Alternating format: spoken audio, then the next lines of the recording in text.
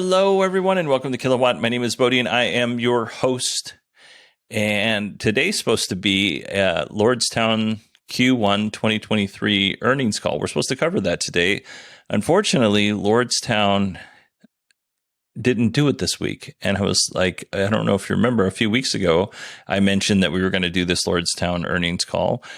And I said, I must have got the day wrong. Well, the next day, which was Tuesday, came around and they still hadn't done it yet. So I looked it up, and Lordstown Motors has not yet set a date and time for their earnings call, their Q1 2023 earnings call.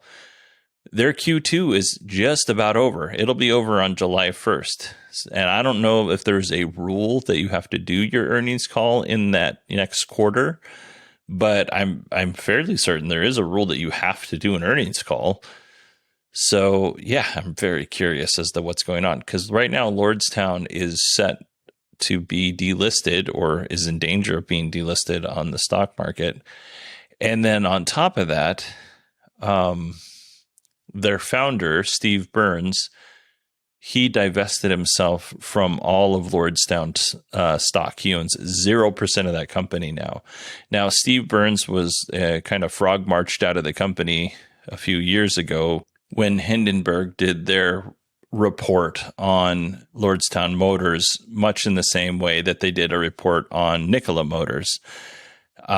Steve Burns just didn't last very long as the founder and CEO of that company, but he's completely divested himself from Lordstown Motors. Made a couple $1 million in the process. Not a bad way to go. Failed company, but still come out of it rich.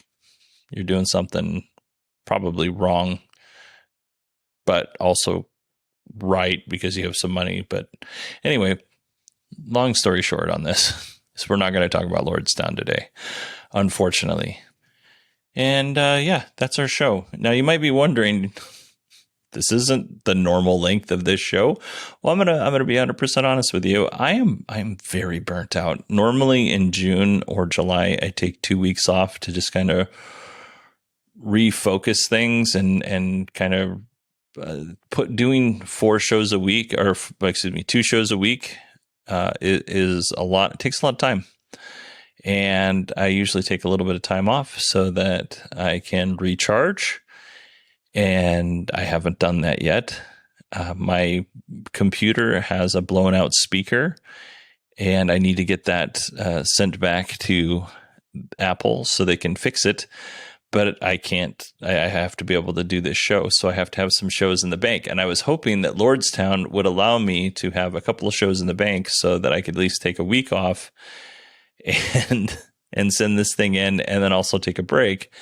And Lordstown, they're not doing me any favors. So I think what I'm going to do is I'm going to do a news show on Tuesday, and then I'm either going to do a super episode on Friday, which will be Lordstown Q1 2023 contrasted with their Q4 2022 earnings call, or I'm just going to do their Q1 2023 earnings call by itself. It kind of depends on how much time and energy I have.